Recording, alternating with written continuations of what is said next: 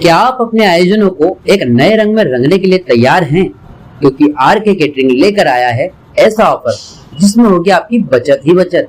R K catering Khandwa शहर वासियों के लिए birthday, kitty party, meetings, anniversary, engagement, baby shower और अन्य आयोजनों के लिए बैंक्वेट हॉल की व्यवस्था करता है, वो भी बिल्कुल मुफ्त।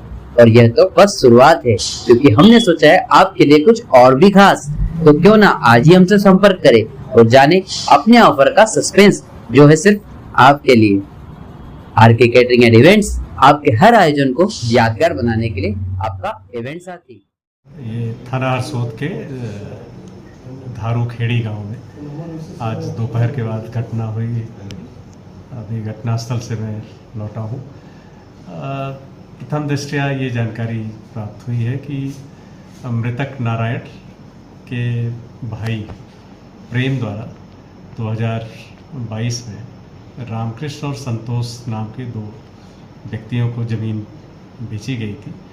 उस ज़मीन को 2 महीने पूर्व ही भगवान दास राठौर निवासी मांडला, थाना छिपावड़, जिला हरदा की पत्नी बसंती बाई जो कोरकू समाज की है उसके नाम से रजिस्ट्री कराई गई थी। उस ज़मीन पर कब्जा करने के लिए आज भगवान दास अपने 3 अन्य साथियों के साथ गया था।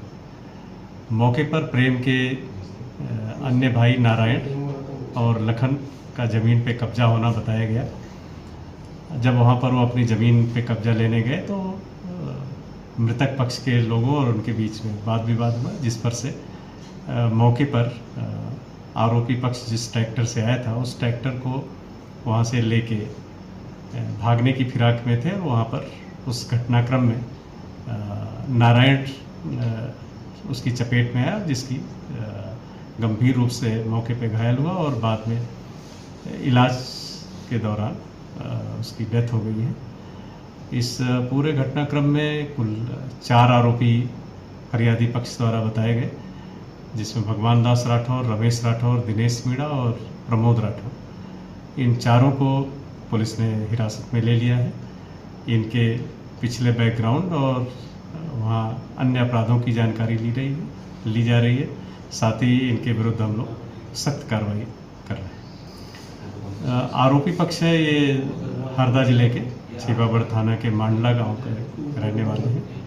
एक आरोपी उसके पास के गांव का है जो उनका नौकर था। कुल 4 आरोपी थे, चारों हिरासत में ले लिए हो चुका है। थाना हरसोद में हत्या का प्रकरण पंजीबद्ध करके मृतक का पोस्टमार्टम कराया गया। पोस्टमार्टम के बाद उसकी डेड बॉडी को परिजनों को सुपुर्द किया गया। पुलिस ने वाहन की व्यवस्था कराकर उनके गृह ग्राम पे हरदा उसकी बॉडी रवाना कर दी और वहाँ पहुँचा दी। सर देखिए, जब भी ज़मीन संबंधी मामले आते हैं तो इसमें पुलिस एक बार मौके पे जाके ये देखती है कि ये ऐसे प्रकरणों में क्या कोई पूर्व विवाद की स्थिति है या तात्कालिक कोई कारण है।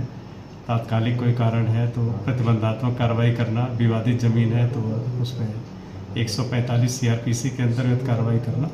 और साथ ही मैंने निर्देशित भी किया है कि कहीं भी कोई विवादित स्थिति अगर पुलिस के संज्ञान में आती है और शिकायत आती है तो उसमें अपने संबंधित राजस्व अधिकारी, नायब तहसीलदार, तहसीलदार और SDM के साथ संयुक्त रूप से भ्रमण करके यह सुनिश्चित करें कि वहाँ कोई विवाद न हो और साथ ही उस ज़मीन का सही तरीके से निस्तारण।